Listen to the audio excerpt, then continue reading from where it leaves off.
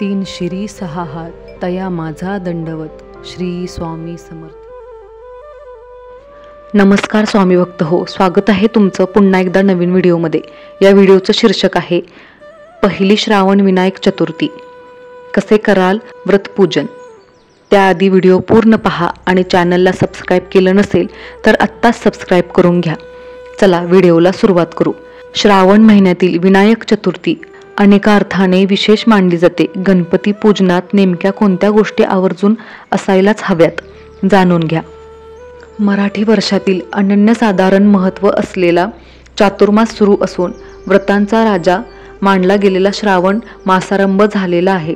श्रावणात वैविध्यपूर्ण आणि अनेकविध वैशिष्ट्य असलेली व्रते आचरली जातात। श्रावणातील प्रत्येक दिवशीचे व्रत आणि त्यांचे महात्म्य अनन्यसाधारण असेच आहे। श्रावण हा शिवपूजनासाठी अतिशय महत्त्वाचा, पवित्र आणि शुभ मानला जातो।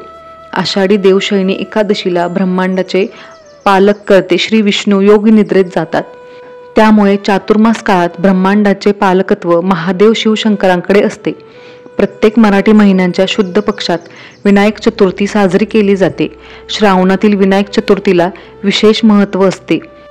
श्रावण महिन्यातील विनायक चतुर्थी सोमवार 28 जुलै 2025 रोजी आहे।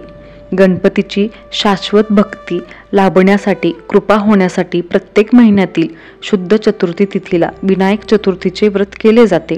विनायक चतुर्थी पुण्यप्रद मानली गेली आहे। गणपती बुद्धीची देवता आहे। गणपती हा वैश्विक देवता आहे। गणेश ही प्रेरणा देणारी देवता आहे। यंदाची विनायक चतुर्थी सोमवारी येत असल्यामुळे विशेष महत्त्व असल्याचे सांगितले जात आहे। महादेव शिवशंकरांसह गणपतीची पूजा करणे पुण्याचे मानले गेले आहे। विनायक चतुर्थीला सकाळी लवकर उठून नित्यकर्मे करावीत, दिवसभर उपवास करावा, गणेश पूजनाचा संकल्प करावा, एका चौरंगावर गणपतीची मूर्ती स्थापन करावी, गणपती बाप्पाची षोडशोपचारे पूजा करावी। षोडशोपचार पद्धतीने पूजा शक्य नसेल तर पंचोपचाराने गणपती पूजन करावे। शुद्ध पाण्याने गणपतीच्या मूर्तीला अभिषेक करावा।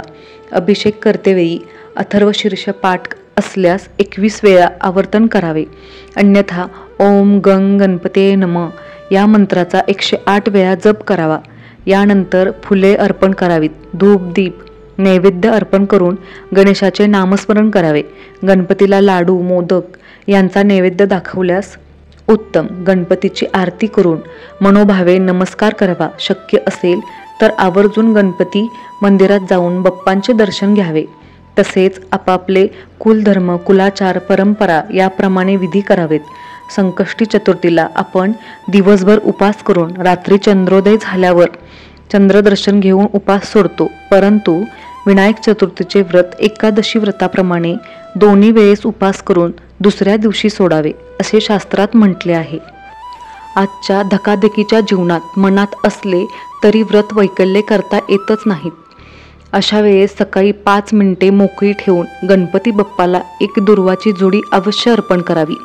मनोभावे नमस्कार करावा, प्रार्थना करावी। या दिवशी 21 दुर्वांची जोडी अर्पण केल्याने गणपती प्रसन्न होतात आणि भक्तांना सुख समृद्धी आणि बुद्धी प्रदान करतात असे म्हटले जाते। दुर्वा अर्पण केल्याशिवाय गणपती बाप्पांची पूजा पूर्ण होत नाही आणि पूजेचे पुण्यही लाभत नाही अशी मान्यता असल्याचे सांगितले जाते। गणपतीला प्रिय असलेली जास्वंदीची फुले अवश्य वाहावीत। तसेच गणपतीला आवडणारा लाडू मोदक किंवा गोड पदार्थांचा नैवेद्य दाखवावा।